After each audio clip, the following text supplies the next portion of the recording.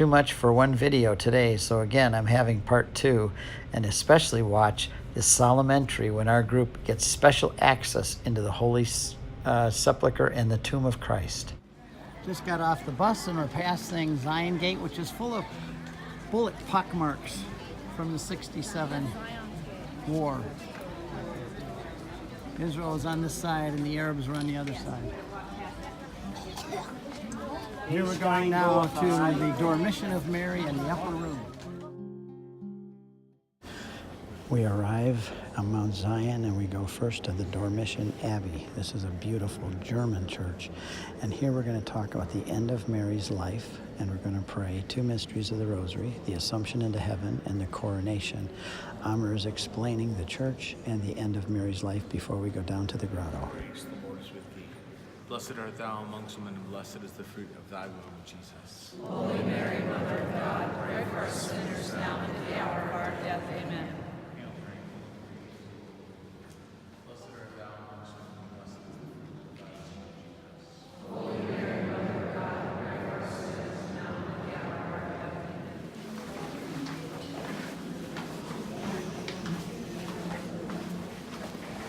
Here we come to the grotto under the Church of Dormition, a statue of Mary, which I'll show you in a moment. And here is Jesus holding Mary and taking her up into heaven.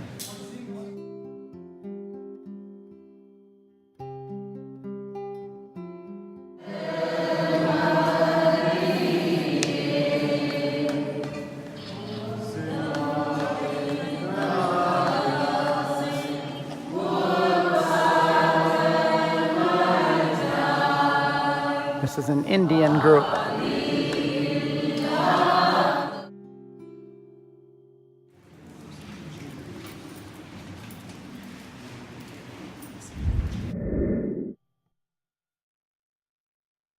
Here comes the Queen and her family, and we're going up the steps to the upper room. I brought them over a little early for the sake of helping them get up here quicker. And this is where we enter.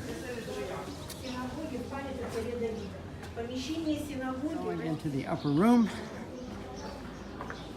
4 sacraments took place here. We look back at the Church of Dormition where we just came from, and here comes the Queen. She's just delightful. And we're entering into the upper room. Good, there's not many people here. This is where we have the sacrament of the institution of the priesthood, the institution of the Eucharist, confession, and since the Holy Spirit came down here on Pentecost, which was just last Sunday, we can relate this also to the sacrament of confirmation. And here's our group. Amir is already beginning to explain, and then I'm going to talk about some of the biblical aspects of the upper room. There's a lot of biblical material for this room, and then we're going to pray the mystery of Pentecost.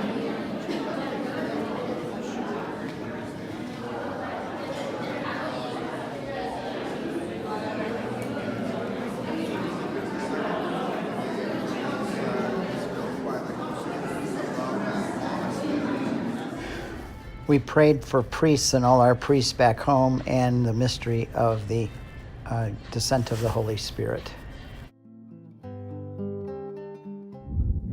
Next we go to St. Peter in Gallicantu, which is Latin for the cock crow. This is where Peter denied Jesus and where he was tried on Holy Thursday night. We go into the church there and read the passage.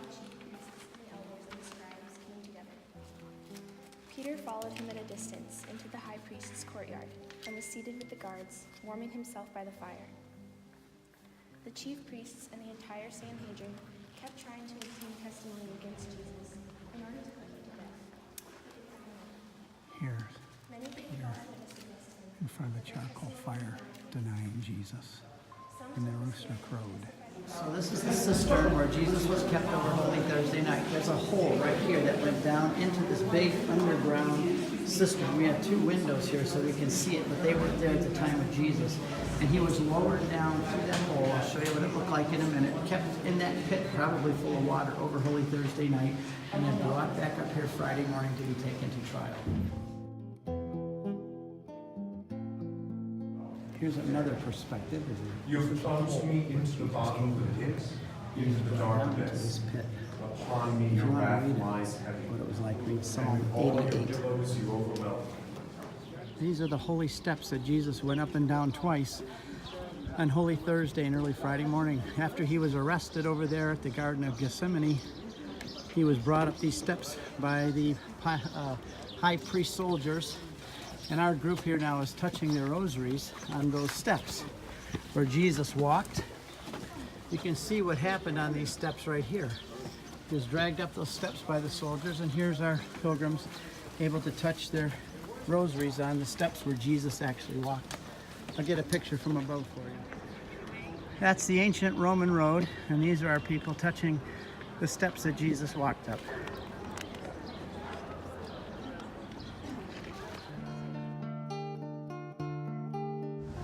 We're on our way to the Notre Dame Center. We'll have a few hours free for everybody to shower and rest up, and we'll pick you up again at 5:30 on our way to the Holy Sepulchre for a special entry, a solemn entry into the tomb of Christ.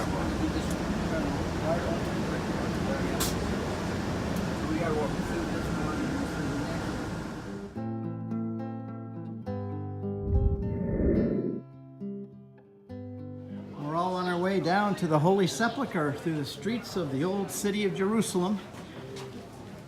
We're going to have the solemn entry. We're almost to the Holy Sepulchre.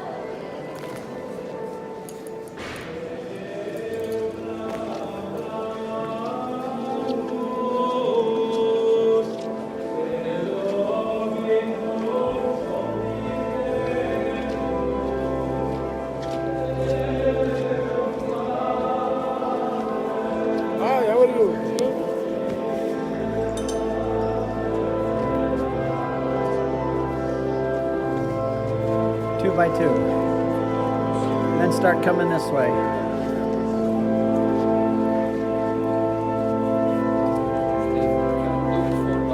Four by four, okay. Two more go up here. Here. 2 by 2 right here. 2 by 2. Make 4 lines. 4 lines. 2 by 2, 2 by 2. Okay. 2, 2. We're gonna make 4 lines. 2 by 2.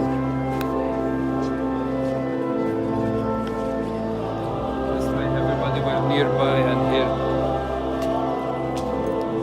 This is the end with Janet. Okay, stay in tight and 4 people across now. 4 people across.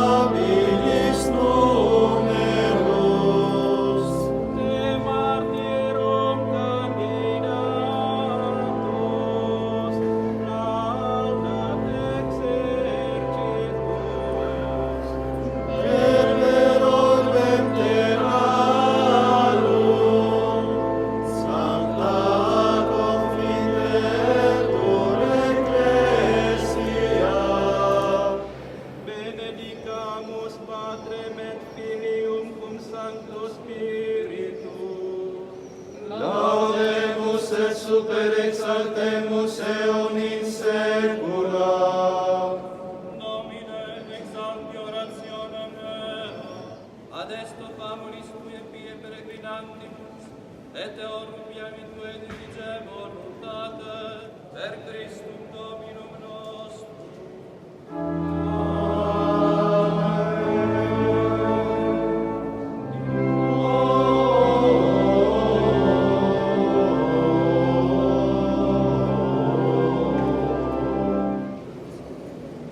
Reverend Fathers, all who are welcome here in front of the empty tomb.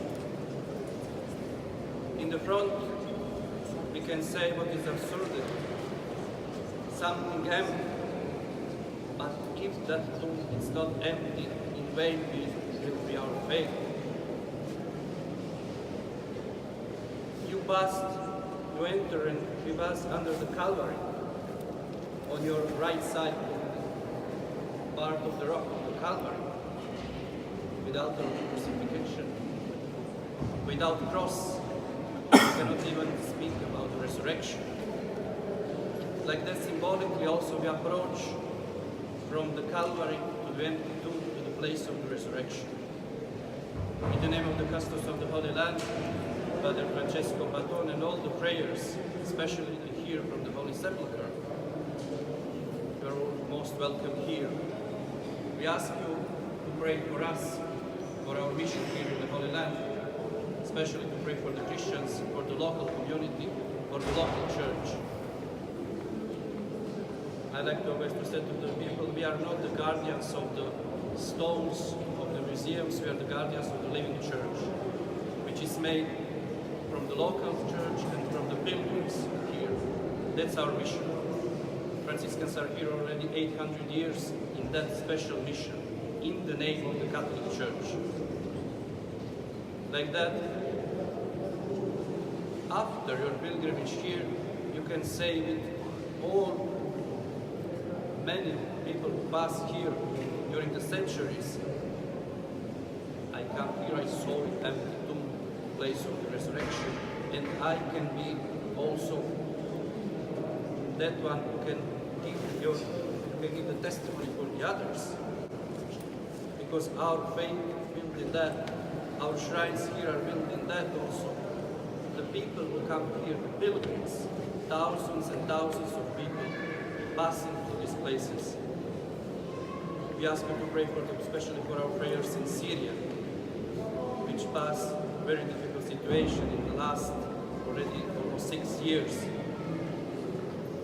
And we assure also our prayers together with other moving communities who are working here inside of the church. Church can be apparently disordered, dismissed, or whatever what we can, but here is the heart of Christianity. Each of the Christian communities devoted here, like that we are sharing the place with Greek Orthodox, with Armenians, with other churches here who are in charge of the place. I ask you to pray for our mission here, for Franciscans, for the vocations, and we assure also our prayers here in this place. Welcome.